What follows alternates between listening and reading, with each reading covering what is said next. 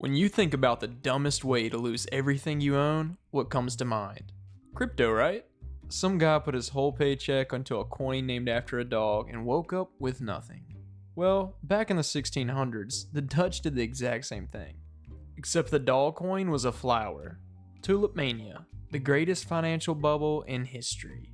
Grown adults trading their houses, their actual houses, for a single flower bulb before the whole thing came crashing down and dragged an entire country into ruin. You've heard this one. Every finance bro on the internet has told you this one. Usually right before they explain their whole, oh, my thing's different. Yeah, there's just one problem. Most of it didn't happen. The price crashes, the ruined nation, the story you know is somewhere between wildly exaggerated and straight up invented. And the real story, the one about how this legend got built and who built it, is honestly wilder than the myth that it's been hiding behind for hundreds of years. So let's set the scene. It's the 1600s, the Dutch Golden Age, and the Netherlands is absolutely loaded. I mean, loaded. The tiny country has somehow muscled its way into being the richest place in Europe. They've got the best ships, they've got the best trade routes to basically everywhere. They got a stock exchange before most countries even had an idea of one. Money is pouring in. And when a whole country suddenly has more cash than it knows what to do with, people start looking around at stuff to spend it on. Fancy houses, fancy paintings, meme coins, and then in comes the tulip. Now you've got to understand, nobody in Europe had really seen these before. They come from the Ottoman Empire, and they look nothing like anything else growing on the continent. Everything in Europe's garden at this point is kind of muted, kind of soft, and here's this flower with these intense, saturated colors, petals with flames of red and purple streaking up them like somebody painted each one by hand. People lost their minds over how they looked. So naturally, it becomes a flex, because that's what humans do, right? We see a beautiful rare thing and immediately go, how do I own another one so that people know I own it? If you're a rich Dutch merchant and you want the neighbors to know you've made it, you plant these ridiculous exotic flowers out in front of everybody so they can walk past and see them. It's the 1600s version of parking a Lambo in your driveway, except for the Lambo is alive and a deer could eat it. And here's the thing about the flex. The second something becomes a status symbol, everybody's gotta have it. Not just the mega rich, the pretty rich want in too. And then the middle guys want in. Demand climbs, and there's only so many bulbs that can go around, so prices climb right up alongside it. And for a while, that's fine. That's just a hot product. But this is where the little snowball at the top of the hill starts rolling.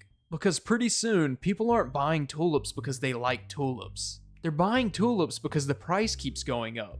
And that's where things get real stupid. Okay, so how stupid are we talking? Buckle up. At the peak of this thing, a single tulip bulb, one bulb, could go for more than a skilled craftsman makes in an entire year. Actually, you know what? Let's not lowball it. The good ones went for like 10 years of a working man's wages. 10 years. Imagine handing over a decade of your salary all at once for a plant. And the really rare ones were on a whole different level. The big one, the legend, was a bulb named the Semper Augustus, with white petals streaked with this deep, flaming red. So pretty it was basically the Mona Lisa of flowers. There was only a handful of them in existence, and people were losing their minds trying to get one. There's this famous list, historians love this, of what somebody supposedly traded for a single bulb. I'm gonna read you the whole thing because you have to hear how unhinged it gets. Ready? For one flower, 4 tons of wheat, 8 tons of rye, 4 fat oxen. Yeah, they threw fat on there. 8 fat pigs, 12 fat sheep. Yeah, there's a lot of fat livestock involved here. 2 barrels of wine, 4 barrels of beer, 2 tons of butter, 1,000 pounds of cheese, a bed, a full set of clothes, a silver drinking cup. That is an entire functioning farm plus a wardrobe. You could have fed a whole village through winter, and instead somebody looked at all of it and went, nah, give me the plant. But here's the part that genuinely breaks my brain. A lot of times you weren't even buying the flower. See, tulips only bloom for like a week, and the bulbs are dormant for most of the year, sitting in the ground. So people started trading promises. You'd pay a fortune for a little note that said, You'll get this specific bulb when it comes out of the ground in the spring. It's a contract, a tulip IOU. So now you've got all these people buying and selling notes for flowers that don't physically exist yet, flipping them to the next guy for a markup before the thing is even sprouted. And where all of this high stakes financial trading goes down? Not a bank, not an exchange, in bars, in the back rooms of taverns, with everybody absolutely hammered betting fortunes on flowers. The Dutch had accidentally invented crypto day trading and doing it drunk at 2 a.m. all at once, 300 years early. This caused complete chaos. And then, like every party that gets a little too good, somebody flipped the lights on. February 1637. The way the story goes, the whole country comes apart in a single afternoon at a routine bulb auction in the town of Haarlem. Picture it. The seller shows up like any other day. They lay the bulbs out, and the auctioneer starts the bidding. Do I hear a house? Anybody? A house for this lovely flower? And nothing. Crickets. No buyer. For the first time, somebody in that room looked at a flower priced as a mansion and had the thought that nobody had let themselves think for months. Wait, hang on. It's just a flower. And once one person blinks, everybody blinks at the same time. Because the only thing holding the price up was everybody's total confidence that some bigger sucker would pay even more tomorrow. The second that confidence cracks, the whole thing is underwater. Panic. Everybody's screaming trying to sell at once, and there's no one left to buy. Overnight, and I mean basically overnight, a bulb worth a fortune is worth about as much as, well, a flower. Remember those contracts everybody signed while hammered in the bar? Those don't disappear. You're now legally on the hook for a house-sized pile of money to buy a flower that's suddenly worthless. And the whole Dutch economy supposedly dragged down into the mud with it.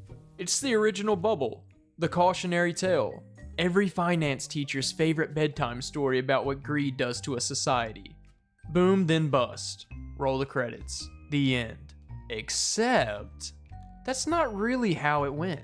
Pause here. You made it to the middle of a video about 17th century flower prices. That's not nothing. That means you're actually locked in, and I love you for that. So I'm gonna ask you for one thing. These take forever to make, and the way I know it's worth it is the likes, the comments, and the subscribes. That's the whole scoreboard for me. And if you're enjoying the ride, hit those buttons and say something down below, even if it's just hi. I read them and I reply. Alright, back to it. This is where the real story starts. So let's go back to the whole economy dragged into ruin part, because that's the load-bearing beam of this entire legend, and it's the first thing to give out the second you actually poke it.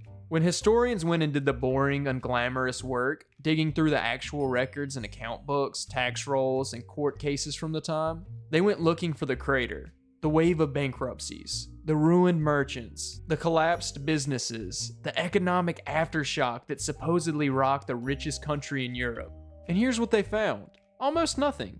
The Dutch economy just kept going. It didn't collapse. It barely even flinched. There's no pile of bankruptcy filings, no crash in the trade numbers, no crater where the disaster was supposed to be. Yeah, some people were too deep in the flower note game and took a hit. A number of the contracts got argued over and quietly settled for pennies. But the "it ruined a nation" story? It just wasn't in the receipts. It was a disaster movie with no wreckage. So the obvious question, if it wasn't actually that bad, why does everybody think it was an apocalypse? And this is where it gets good. Because while the mania was going on, there were people writing about it. And they were not exactly cool-headed, neutral reporters. They were moralist, pamphlet guys. Picture the 1600 version of that one guy in the comments who's furious that other people are having fun. They watched regular folks gambling on flowers and getting rich overnight, and instead of joining, they got offended. This was greed. It was a society rotting in real time. And by God, somebody had to write a strongly worded pamphlet about it. So they did. They cranked out these tiny little cautionary tales and dialed up the drama to 11. Made the gamblers look as stupid and as doomed as possible, and passed them around town to teach everybody a lesson. It was propaganda. And a huge chunk of the facts you know about Tulip Mania, they didn't come from the account books. They came straight out of those angry little pamphlets. Here's my favorite example out of one of those pamphlets. You might have heard it. There's a sailor who comes to a wealthy merchant's house to deliver some news. He's waiting around. He's hungry. And he spots what looks like an onion sitting on the counter.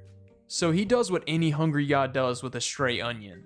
He grabs it and he eats it. Except for it wasn't an onion. It was a Semper Augustus bulb, worth more than the sailor would earn in his entire lifetime. He casually snacked on the flower worth more than his own ship, and he got hauled to jail for it. Killer story, right? Also, almost certainly never happened. Look at how perfectly it's engineered.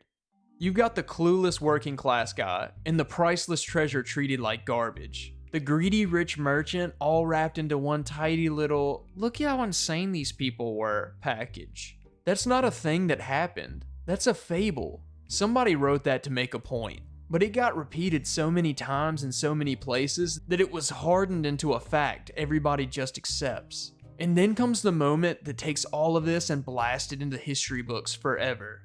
200 years later, 1841, a Scottish journalist named Charles Mackay writes a book about crowds losing their collective minds. A big sweeping book about mass delusion, and dedicates a whole chapter to Tulip Mania. Now Mackay, how do I put this kindly? Mackay never met a good story he was willing to ruin by fact-checking it. He goes straight for the pamphlets, the fables, the sailors eating the bowl, all the juiciest, most exaggerated propaganda. And he treats every word of it as solid gold historical truth. He writes it all up as this thrilling account after a nation going crazy over flowers and destroying itself.